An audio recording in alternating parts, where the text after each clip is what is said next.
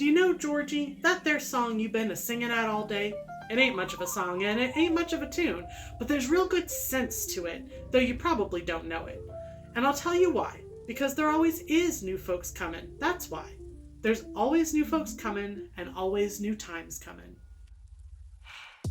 Continuing my read through the Newbery Award winners, today we have Rabbit Hill by Robert Lawson, which won the award in 1945. Robert Lawson was born in 1892 in New York City. His father served during the American Civil War, and his mother was raised among Native Americans and was a writer and a painter. Both of them encouraged him to read, and his mother took him to many museums. Lawson wanted to be an engineer, but his math skills weren't strong enough. He ended up attending the New York School of Fine and Applied Arts. He served in France during World War I in the camouflage division, and later he and his wife created greeting cards together. He started getting requests to do illustrations for a children's book, and his career started to turn that direction.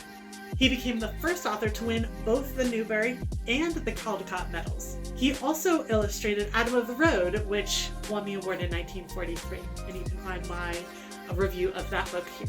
Rabbit Hill is the book that won him the Newbery Award, and every time he got good news about this book, he saw rabbits sometime in that day or around that day. They kind of heralded good news about this book.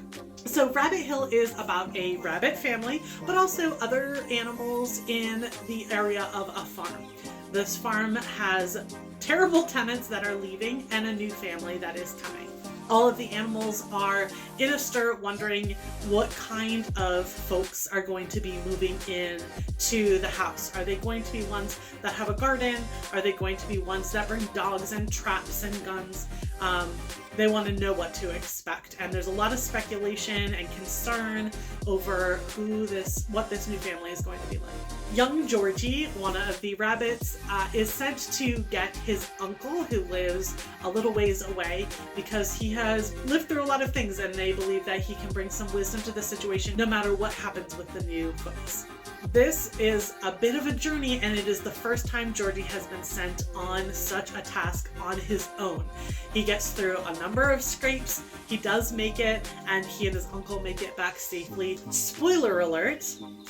Fortunately, the new family ends up being a wonderful family for all of the lovely creatures that live there. They actually create a little station where they put food so that the animals don't even have to go into the garden, and there's this sense of coexisting together as humans and animals, and that you don't have to be at odds. This is a sweet, pretty simple book that's really focused on these animals, their concern, and getting to know this new family.